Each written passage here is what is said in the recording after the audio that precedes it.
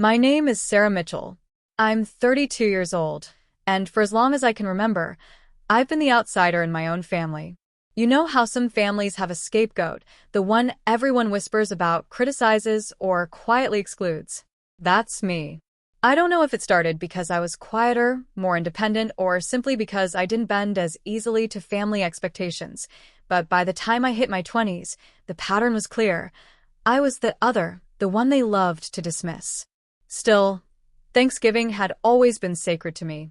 No matter how many times I was overlooked for birthdays or forgotten in family photos, that one holiday, the smell of roasted turkey, the clatter of dishes, the warmth of a crowded table, gave me hope. I clung to it like a child pressing a seashell to her ear, listening for something that reminded her she belonged. This year, though, things felt different before the day even arrived. My mom had called to tell me that Thanksgiving would be hosted at my brother Daniel's house. He'd recently expanded his dining room, she explained, and his wife Claire was so excited to set a big, formal table. I swallowed hard. Daniel and I had a complicated relationship. He was the golden boy, always the achiever, the one who got praised for his career, his house, his picture-perfect family. Meanwhile, I was the one labeled flighty, the one who went into creative work instead of law or medicine. It wasn't that I hadn't done well for myself. At 32, I owned a modest but beautiful home and ran a small but thriving interior design business. But in my family's eyes, that never seemed to count. Still, I baked 2 pumpkin pies from scratch, wrapped them carefully in foil, and set out on Thanksgiving morning with a fragile kind of hope. Maybe this year would be different. Maybe they'd finally see me not as the spare, but as family. When I arrived at Daniel's house, the scent of roasted turkey hit me the moment I stepped inside. Laughter echoed from the dining room. My heart lifted as I carried the pies into the kitchen where Claire stood, immaculate in her apron, arranging cranberry sauce into a crystal dish. "Oh, Sarah," she said, her tone polite but distant, as if I were an acquaintance instead of her husband's sister. "You can put those on the counter." She didn't even glance at the pies. I forced a smile and stepped into the dining room. The table was long, gleaming with polished silver and china plates. Around it sat my family, Daniel at the head, my parents nearby, aunts and uncles scattered, cousins chatting. Every seat was full, every face turned toward one another in cheer. Except for one empty chair at the far end. I walked toward it, balancing my hope like glass in my chest. And that's when I heard it. My nephew Tyler, just 14, smirked as he leaned back in his chair. That seat's not for you," he said, loud enough for everyone to hear. The laughter at the table faltered. My face burned hot. "Excuse me?" I managed, my voice trembling. Tyler shrugged, his teenage smirk widening. "Mom said that's for Aunt Claire's friend. You don't really fit here anyway." The words hit me harder than any slap could. Around the table, no one corrected him. Daniel cleared his throat but said nothing. My parents looked down at their plates. I stood frozen, pies still warm in my hands, and in that silence, I felt the truth settle in. To them, I was disposable, forgettable, not worth a chair. The humiliation was sharp, but beneath it, something else stirred. Anger. I placed the pies down gently on the buffet, straightened my shoulders, and looked around the table. No one met my gaze. They were too busy pretending the moment hadn't happened. I didn't say anything then. I simply excused myself, claiming I had a phone call to take, and walked out onto the porch.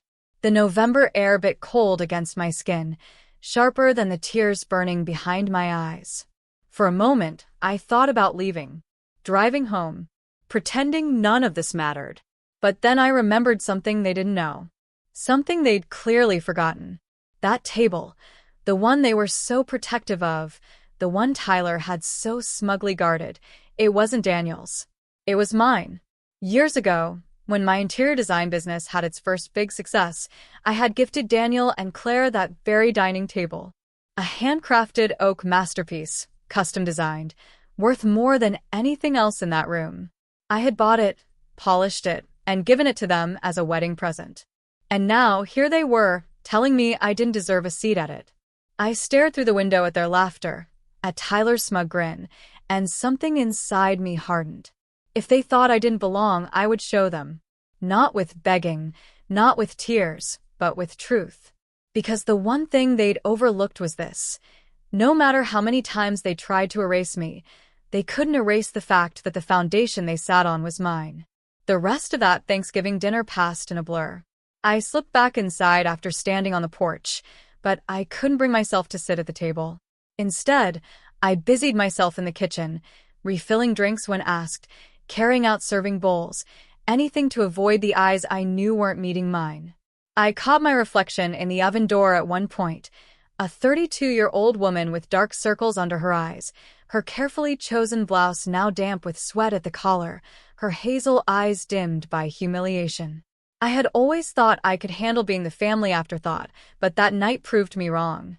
Something about Tyler's words, "You don't really fit here," had pierced straight through me, as if he were speaking not just for himself, but for everyone at that table. The worst part? No one had contradicted him. Not Daniel, who was supposed to be my big brother. Not Mom or Dad, who had raised me under the same roof. Not a single cousin or aunt or uncle. Silence spoke volumes. And theirs told me that Tyler's words hadn't been a joke. They had been truth, at least in their eyes. When dessert was served, my pies sat untouched at the far end of the counter. Claire had cut into her own store-bought pumpkin roll instead, praising it with exaggerated delight. My stomach twisted as laughter filled the room, everyone pretending like my presence was incidental. I slipped out quietly before dishes were cleared, muttering something about an early morning meeting. No one stopped me at the door. No one asked if I was okay. The cold night air met me like a slap, but for once, it steadied me. As I drove home, my fingers clenched around the steering wheel, I played the evening over in my head. Tyler's smirk. Daniel's silence. My parents' eyes glued to their plates. And then the image of that table, gleaming with the light of the chandelier, filled my mind. My table. I couldn't stop thinking about it.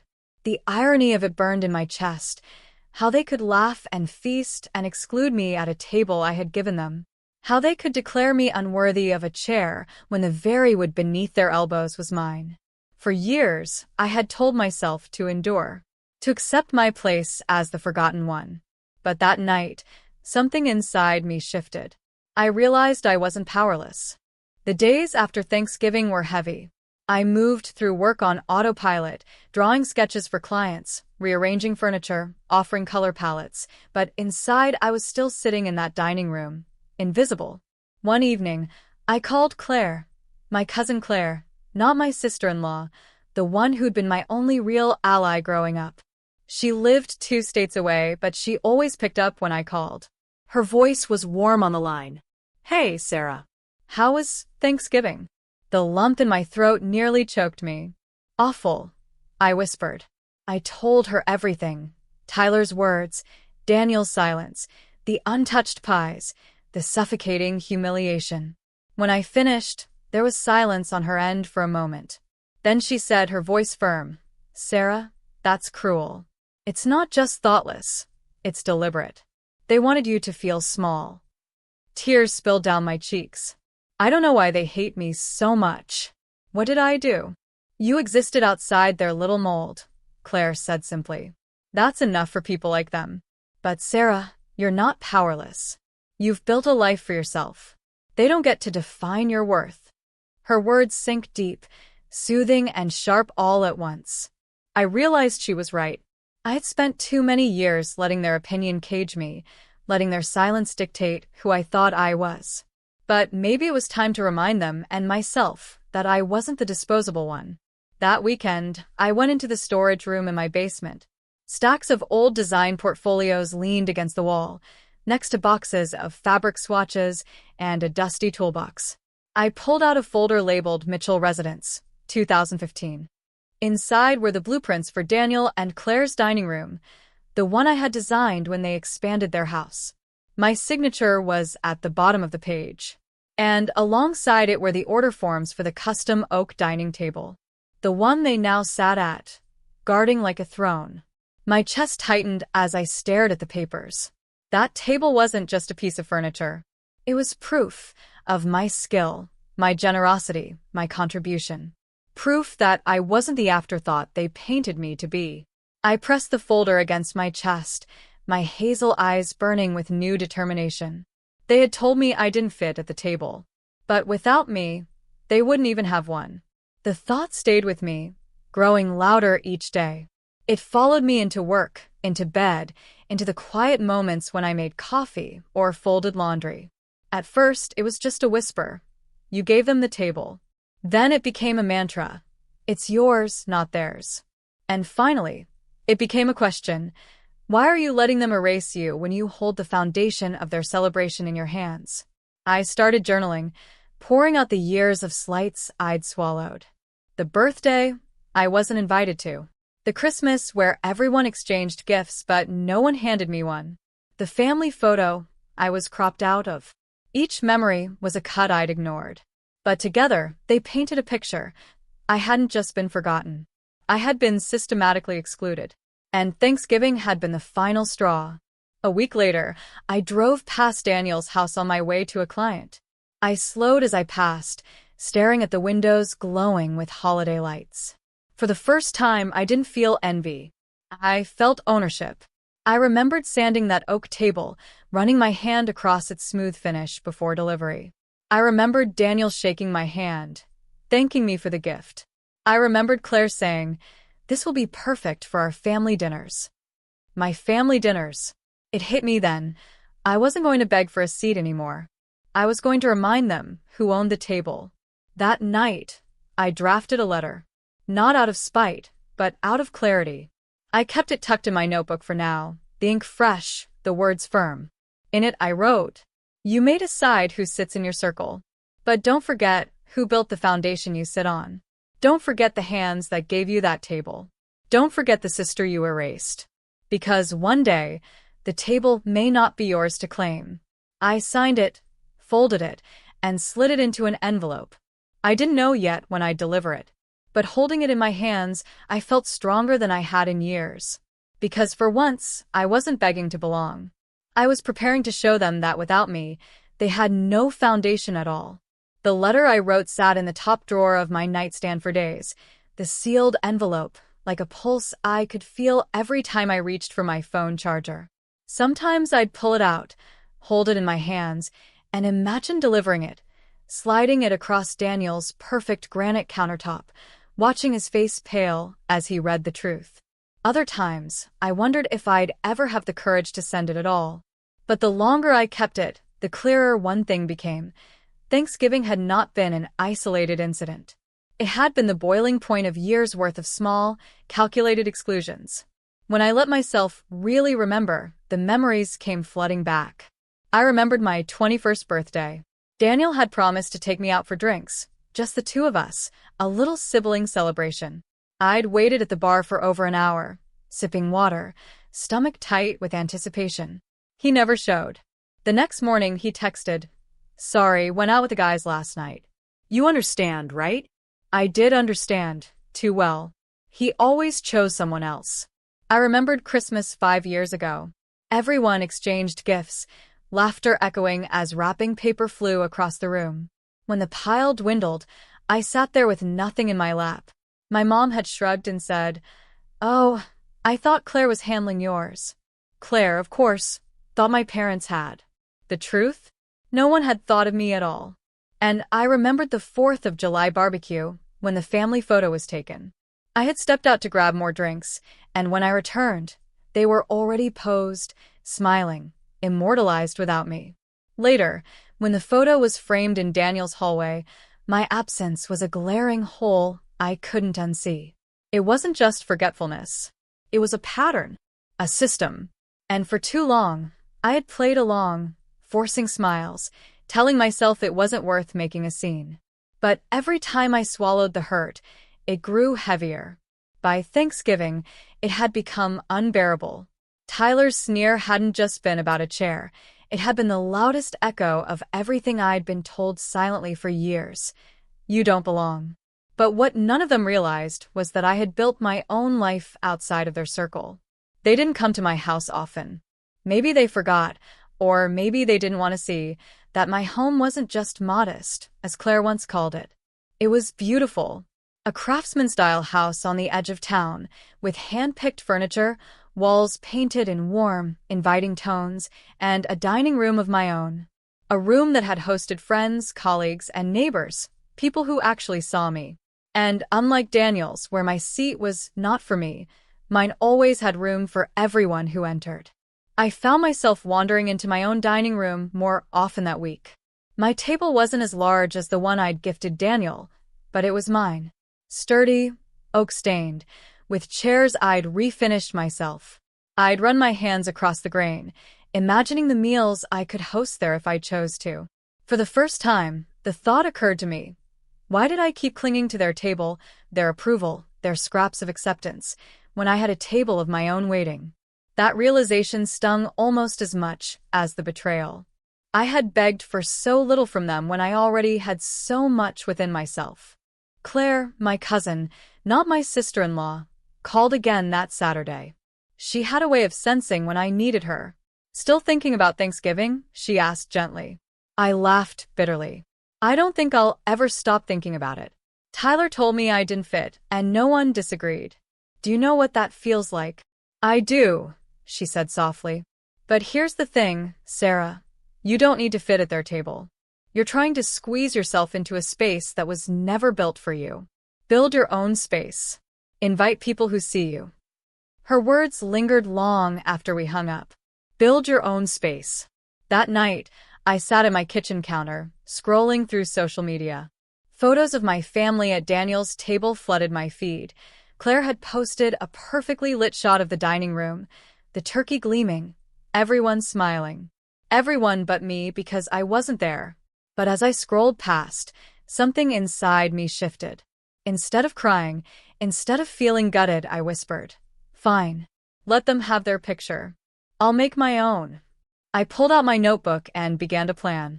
At first, it was small ideas, inviting my coworkers for a holiday dinner, reaching out to a few friends from my book club. But the more I wrote, the bigger it grew. Why not host my own Thanksgiving next year?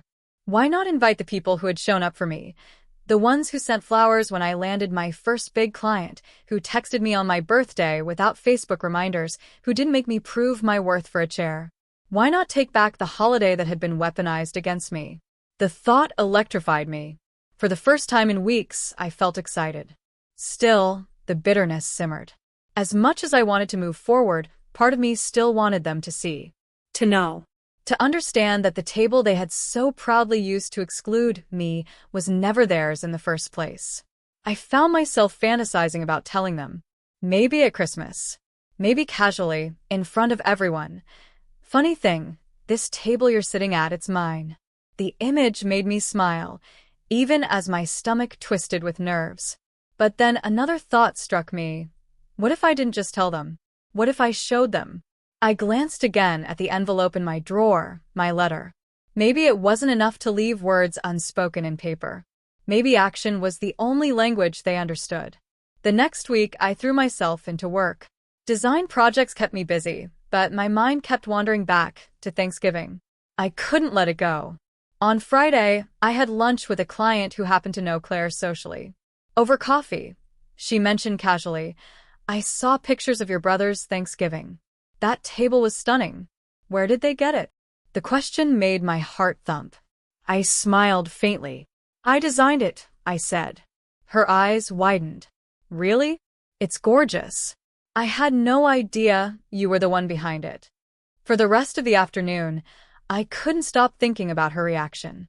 Even outsiders could see the value of my work, the very work my own family dismissed. That night, I pulled out the folder of blueprints again. I ran my fingers over my signature, and I thought, maybe the next time my family tries to erase me, they'll remember whose name is carved into their foundation.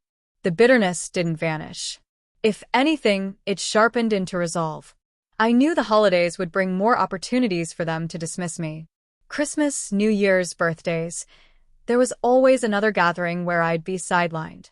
But now, I was done pretending. I wasn't sure yet how I'd remind them. Whether it would be through words, through action, or something bigger. But one thing was clear. The next time someone told me I didn't belong at the table, I'd make sure they remembered who owned it. December came quickly, the streets lined with twinkling lights and store windows dressed in holiday cheer. Everywhere I went, families bustled together, arms full of shopping bags, laughter spilling out into the cold. Normally, that kind of atmosphere filled me with warmth. But this year, every wreath, every Christmas carol, every family photo I passed reminded me of Thanksgiving. The smirk on Tyler's face, the silence from Daniel, the weight of being erased.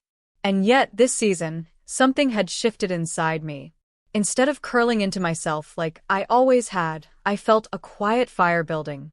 I was done waiting for them to see me, done begging for scraps of belonging. I wasn't sure exactly what form it would take yet, but I knew this. I wasn't going to let another holiday pass where I sat quietly in the corner, invisible. The first real test came at my parents' Christmas party. It was smaller than Thanksgiving, just immediate family and a few close friends. But the tension was the same. I could feel it the moment I walked in. Claire was already in the kitchen, barking orders as though she owned the house. Daniel stood beside her, his hand on her back like a silent endorsement. I carried in a tray of homemade cookies, setting them carefully on the counter. No one looked twice. When we gathered in the living room for gifts, the pattern repeated. Laughter as gifts were passed, oohs and ahs at expensive gadgets, cozy scarves, jewelry. My pile, as usual, was thin. I forced a smile, my stomach twisting, but I didn't let the tears come this time. Instead, I leaned back, folded my hands in my lap, and thought about the oak dining table in Daniel's house. My table. I thought about how no one had thanked me for it in years, how they acted as though it had simply appeared. How Tyler had dared to tell me I didn't deserve a chair at it, when every meal they'd eaten there had been made possible because of me. My chest tightened. Not with hurt this time, but with clarity. If they wouldn't acknowledge me, I'd acknowledge myself. That night, back in my own home, I stood in my dining room, staring at my smaller oak table. I lit a single candle in the center and whispered out loud, "This is enough." For the first time, I meant it. I imagined my table filled with people who actually wanted me there, my coworkers, my neighbors, my cousin Claire when she could visit. People who didn't just tolerate me but valued me. It wasn't just a fantasy anymore. I could make it happen. The next week, I started planning. Not Christmas, it was too late for that, but something new. Something that belonged to me alone. I decided to host a New Year's dinner. Nothing fancy. Just a gathering of the people who had supported me, who had shown me kindness when my own family hadn't. I sent out invitations, handwritten because I wanted them to feel personal, to my book club, a couple of colleagues, my neighbors down the street, and of course, Cousin Claire. Every yes I received felt like another stitch healing a wound. By New Year's Eve, my little house was glowing with candlelight, the table dressed with fresh linens, the smell of roasted chicken filling the air. I stood in the doorway, hazel eyes shining, as people trickled in with bottles of wine, laughter, and warmth. And for the first time in my adult life, I didn't feel like an outsider. I felt like the host. At midnight, as we clinked glasses and shouted, "Happy New Year," I realized something. I didn't need Daniel's table anymore. I had my own. And yet, part of me still couldn't let go of what had happened. Because forgiveness is not the same as forgetting. The next morning, I opened my nightstand drawer and pulled out the envelope. My letter. The words inside still rang true. But now, I didn't want to send it in anger. I wanted to send it as a statement. A declaration of fact. I slipped it into my purse. 2 weeks later, my phone buzzed. It was Daniel. "Hey Sarah," he said, his tone awkward, almost forced. "We're doing Mom's birthday dinner here next weekend. You're coming, right?" I froze. Part of me wanted to laugh. Part of me wanted to scream. After everything, after Thanksgiving, after Christmas, he had the nerve to call like nothing had happened? But another part of me saw the opportunity. This was it. The perfect moment. "Yes," I said calmly. "I'll be there." When the night came, I dressed simply but deliberately, a cream blouse tucked into tailored trousers, my hair neatly pinned back. I carried a bouquet for Mom and, tucked inside my bag, the envelope. Walking into Daniel's house felt like stepping into enemy territory, but I kept my shoulders straight. Mom's birthday cake sat on the counter, laughter filled the air, and there it was, the table. My table. I ran my hand discreetly along the back of one of the chairs as I passed. The oak was smooth, familiar. Mine. We ate. We sang. Mom blew out her candles. And when the plates were cleared, I stood. I have something to share, I said, my voice steady. All eyes turned to me, surprise flashing across their faces. I reached into my bag, pulled out the envelope, and placed it squarely on the center of the table. This belongs here more than I do, apparently. The room fell silent. Daniel frowned. What is this? Read it, I said simply, my hazel eyes meeting his. As he opened the letter, I watched the blood drain from his face. Claire shifted uncomfortably beside him. My parents looked confused, then worried. Tyler sat frozen, his smirk gone. When Daniel finished, silence hung heavy in the room. Finally, I said, "You've spent years treating me like I don't belong. But you've forgotten something. This table, the one you gather around every holiday, it's mine. I gave it to you. I built it for you. And I won't let you pretend I don't exist while you feast on top of my work." My voice didn't shake. Not once. For the first time, I felt powerful. No one spoke for a long moment. Finally, Daniel cleared his throat. "Sarah, I didn't realize." "Of course you didn't," I cut in. "You never do. But now you will." I gathered my purse, kissed Mom gently on the cheek, and walked out. As the door closed behind me, the night air filled my lungs like freedom. For the first time in my life, I wasn't the forgotten one. I was the one who reminded them that without me, their table and their comfort wouldn't exist. The drive home that night was quiet except for the hum of my tires on the road. My hands gripped the steering wheel, but I wasn't trembling.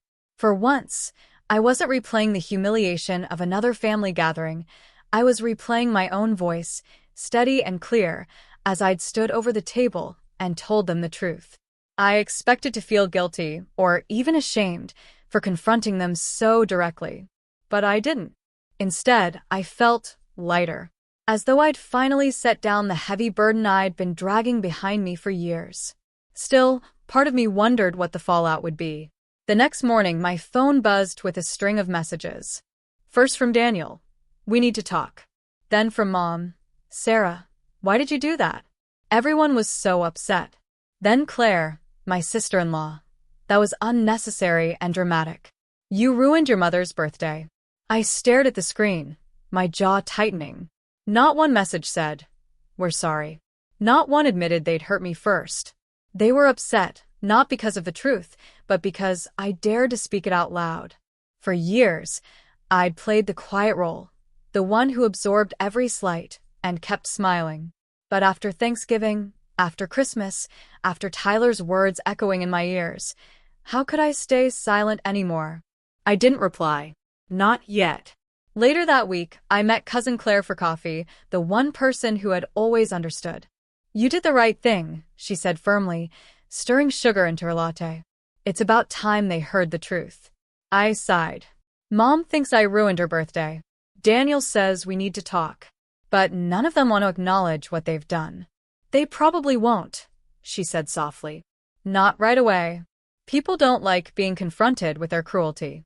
But Sarah, you drew a line. And lines matter." Her words steadied me.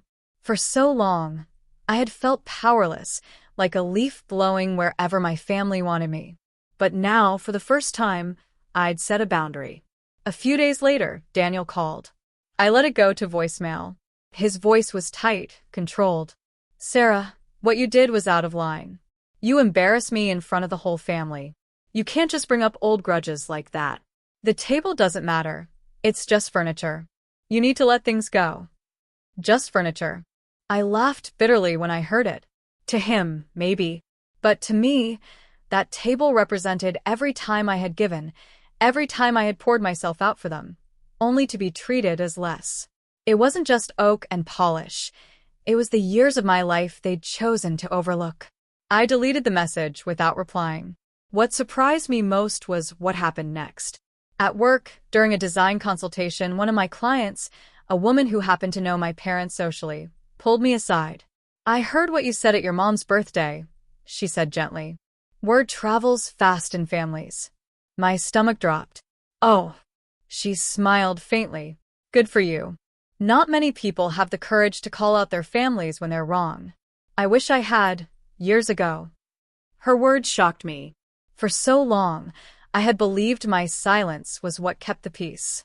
But maybe speaking out wasn't as shameful as my family made it seem. Maybe it was survival. That weekend, I hosted another dinner at my own house. Nothing fancy, just a potluck with a few friends and neighbors.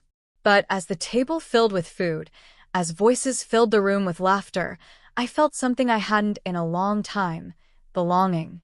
Looking around, I realized that while my family had excluded me, I wasn't alone. I had built a circle, different, maybe smaller, but real. For years, I had let my family's rejection define me. But here, in the glow of candlelight, with people who chose me, I felt stronger than ever. Still, the calls kept coming. Daniel left another voicemail. Mom wrote me a long message about family unity and how I'd driven a wedge between everyone. Claire sent another sharp text about drama. But the more they pressed, the clearer it became. They weren't upset about the table. They were upset about losing control of the narrative. I had spoken the truth, and they couldn't erase it. One evening, while sorting through papers in my office, I found the original receipt for the oak table. My name, my purchase, my design. Proof. For a moment, I thought about mailing it to Daniel, letting the paper speak for itself. But then I realized I didn't need to, because I wasn't trying to convince them anymore. The only person who needed convincing, the only person who needed reminding, was me. Weeks passed. Slowly, the messages trickled off. No one apologized. No one acknowledged the years of exclusion. But for once, I didn't crumble under their silence. Instead, I began to plan for myself. I booked a spring getaway with a friend from college. I joined a new yoga class. I poured myself into design projects that excited me, turning clients' homes into sanctuaries. And each evening, when I sat at my own table, I ran my fingers along the wood and whispered, "This is mine. This is enough." But life has a strange way of circling back. One afternoon in February, I got a call from Mom. Her voice was quieter this time, almost hesitant. "Sarah," she said, "we'd like you to come to Easter dinner. Daniel wants you there too." I was stunned. After months of silence, they were inviting me back? Part of me wanted to laugh. Part of me wanted to slam the door shut forever. But another part of me, curious, cautious, wanted to see what they would do. So I said, "We'll see." That night, I sat at my dining table, sipping tea, staring at the candle's flickering flame. Did I want to go? Did I want to sit at their table again, knowing the history, the silence, the cruelty? The truth was complicated. A piece of me still longed for their acceptance, even after everything. But another piece of me, the stronger one, knew I didn't need it anymore. Because whether I went or not, whether they saw me or not, I finally knew who I was. And I finally knew that no matter what they said, I'd always own the table beneath their plates. That night, I slept peacefully for the first time in months. When March rolled around, I still hadn't decided about Easter. My mother called twice more, each time dropping little hints. "It would mean a lot to have you there, Sarah." Or, "Your father hates when the family feels divided." Part of me wanted to scoff. Where were those concerns when I sat ignored at Christmas? Where were those calls after Thanksgiving when Tyler told me I didn't belong? But another part of me couldn't shake the curiosity. Why now? Why suddenly, after years of being excluded, did they want me at their table again? The answer came, indirectly, from Cousin Claire. She called me one rainy Saturday afternoon. "I don't want to stir things," she said hesitantly, "but I think you should know something. Daniel told people at work that you embarrassed him at Mom's birthday. But when folks started talking about the table, how you designed it, how generous you were, he got uncomfortable. Word spread, Sarah. People know it's yours. And it's making him look bad." I sat back, stunned. So that was it. Not guilt, not love, not a sudden change of heart, reputation. Daniel wanted me there to patch up the story, to make it seem like we were one big, happy family again. For the first time, though, instead of that realization breaking me, it made me laugh. A sharp, bitter laugh, but one full of clarity. They needed me.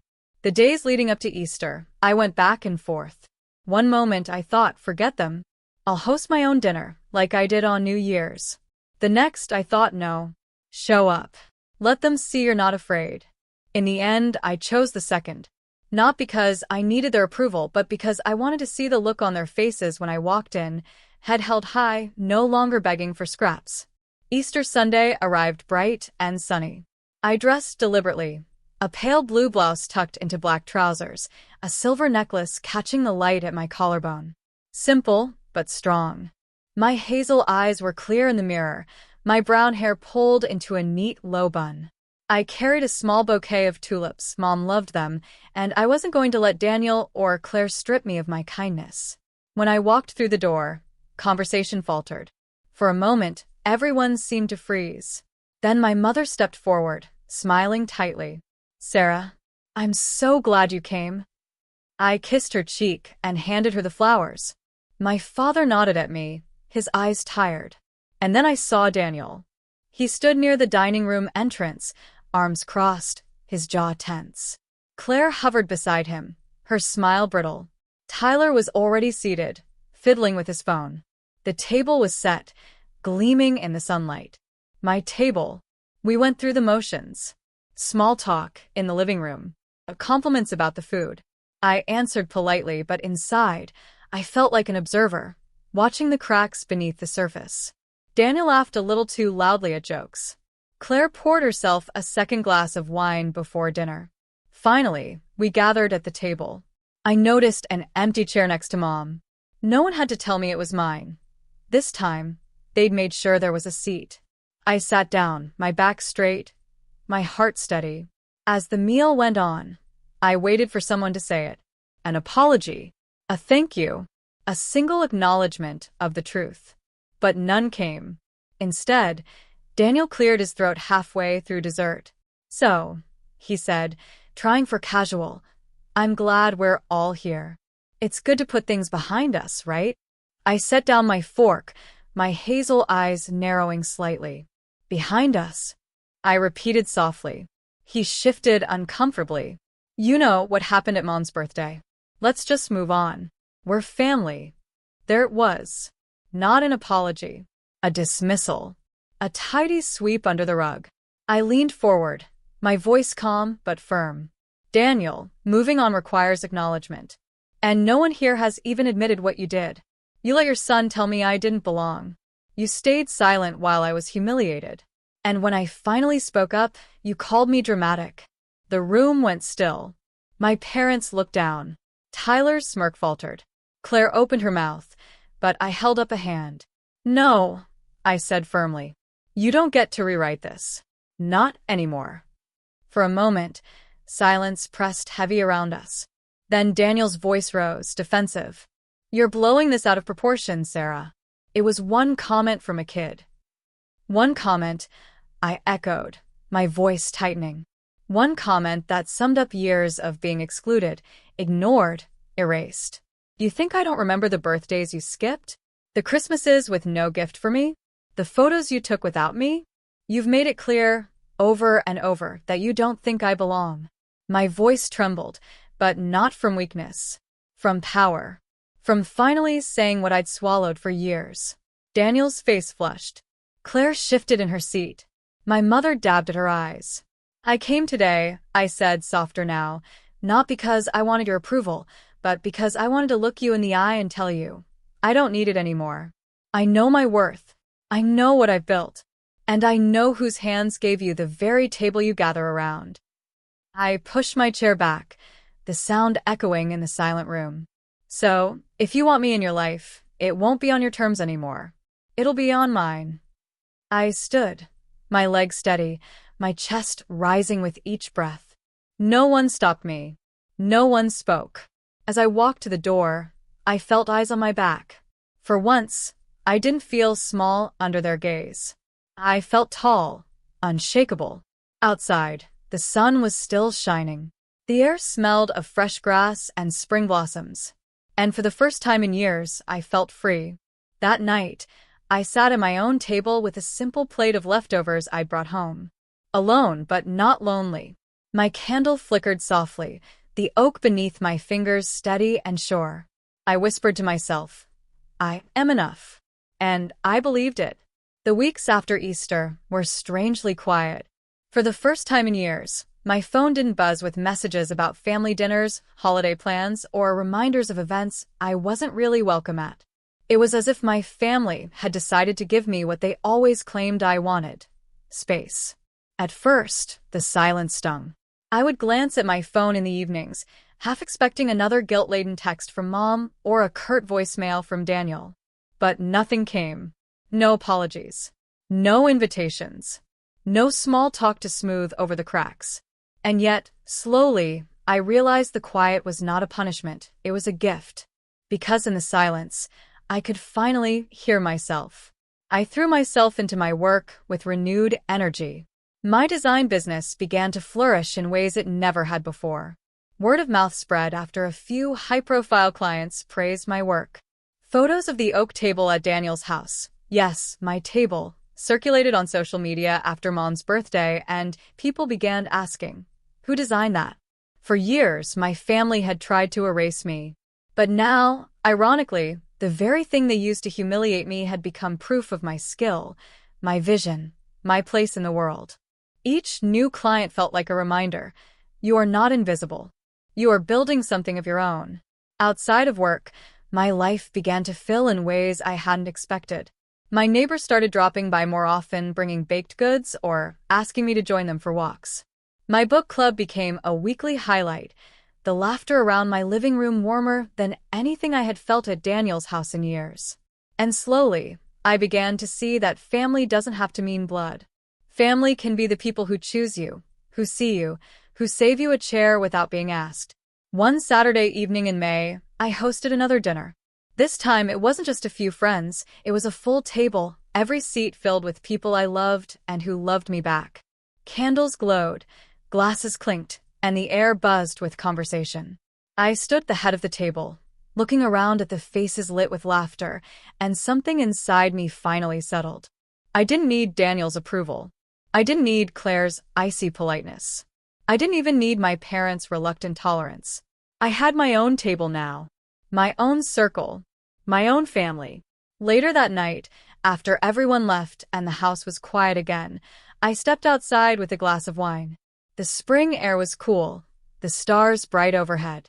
For the first time, I felt no bitterness when I thought of my family. They had chosen to exclude me. They had chosen silence over acknowledgement, dismissal over love. That was their choice. But I had chosen differently. I had chosen to step away, to stop begging, to build my own foundation. And in doing so, I had found something stronger than their approval. My own. A few days later, I ran into my mother at the grocery store. She looked tired, her eyes darting nervously as she approached me. "Sarah," she said softly, "I miss you." For a moment, the old ache rose in my chest. The child in me wanted to believe her, wanted to fall back into the hope that things could be different. But then I remembered the empty chair at Thanksgiving, the silence at Christmas, the dismissal at Easter. I smiled gently but firmly. "I'm still here, Mom, but I won't be invisible anymore." She nodded, tears brimming, and I walked away knowing that for once, I hadn't folded. As summer approached, I decided to make a tradition of my own. Every year, on Thanksgiving, I would host my own dinner. Not out of spite, not as revenge, but as reclamation. Because Thanksgiving, the holiday that had been used to humiliate me, would no longer be theirs to define. It would be mine. The first of these dinners was small but perfect. Cousin Claire flew in, her laughter filling my kitchen as we cooked together. My book club friends brought desserts. My neighbors contributed wine. And as we sat around my oak table, passing dishes and sharing stories, I realized I didn't feel like the outsider anymore. I felt like the center. Because I wasn't begging for a chair at their table anymore. I was offering chairs at mine. The irony, of course, was that months later, Daniel called. His voice was unusually polite, almost strained. "Hey, Sarah," he said, "we're having Thanksgiving at our place again this year. You're welcome to come." I paused, my hazel eyes narrowing as I held the phone to my ear. The old Sarah would have jumped at the offer, desperate to feel included. But the new Sarah, the one who had built her own table, smiled faintly and said, "Thanks, but I already have plans." The silence on the other end told me everything I needed to know. For once, they were the ones realizing what it felt like to be excluded. That Thanksgiving, my house was full again. Laughter echoed against the walls, plates clattered, candles flickered. I looked around at my guests, my chosen family, and felt nothing but peace. Because the truth was simple. They may have kicked me out of their table, but I had built one of my own. And mine was stronger. As the night wound down, I stood at the head of the table with a glass of wine. "To family," I said softly, raising my glass. "The kind you choose, and the kind that chooses you back." Everyone raised their glasses, their smiles warm, their eyes bright. And as I sipped, I felt the last pieces of bitterness dissolve. Because I had won, not by forcing them to love me, but by learning to love myself enough to stop begging for a chair. After all, I owned the table all along. The weeks after Easter were strangely quiet. For the first time in years, my phone didn't buzz with messages about family dinners, holiday plans, or reminders of events I wasn't really welcome at. It was as if my family had decided to give me what they always claimed I wanted: space. At first, the silence stung. I would glance at my phone in the evenings, half expecting another guilt-laden text from Mom or a curt voicemail from Daniel. But nothing came. No apologies. No invitations. No small talk to smooth over the cracks. And yet, slowly, I realized the quiet was not a punishment, it was a gift. Because in the silence, I could finally hear myself. I threw myself into my work with renewed energy. My design business began to flourish in ways it never had before. Word of mouth spread after a few high-profile clients praised my work. Photos of the oak table at Daniel's house, yes, my table, circulated on social media after Mom's birthday, and people began asking, "Who designed that?" For years, my family had tried to erase me. But now, ironically, the very thing they used to humiliate me had become proof of my skill, my vision, my place in the world. Each new client felt like a reminder: you are not invisible. You are building something of your own. Outside of work, my life began to fill in ways I hadn't expected. My neighbors started dropping by more often, bringing baked goods or asking me to join them for walks.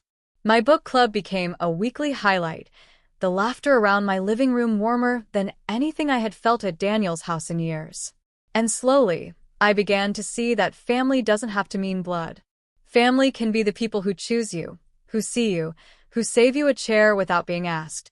One Saturday evening in May, I hosted another dinner. This time, it wasn't just a few friends, it was a full table, every seat filled with people I loved and who loved me back. Candles glowed, glasses clinked, and the air buzzed with conversation. I stood at the head of the table, looking around at the faces lit with laughter, and something inside me finally settled. I didn't need Daniel's approval. I didn't need Claire's icy politeness. I didn't even need my parents' reluctant tolerance. I had my own table now. My own circle. My own family. Later that night, after everyone left and the house was quiet again, I stepped outside with a glass of wine. The spring air was cool, the stars bright overhead. For the first time, I felt no bitterness when I thought of my family. They had chosen to exclude me. They had chosen silence over acknowledgement, dismissal over love. That was their choice. But I had chosen differently. I had chosen to step away, to stop begging, to build my own foundation. And in doing so, I had found something stronger than their approval. My own. A few days later, I ran into my mother at the grocery store. She looked tired, her eyes darting nervously as she approached me. "Sarah," she said softly, "I miss you." For a moment, the old ache rose in my chest. The child in me wanted to believe her, wanted to fall back into the hope that things could be different.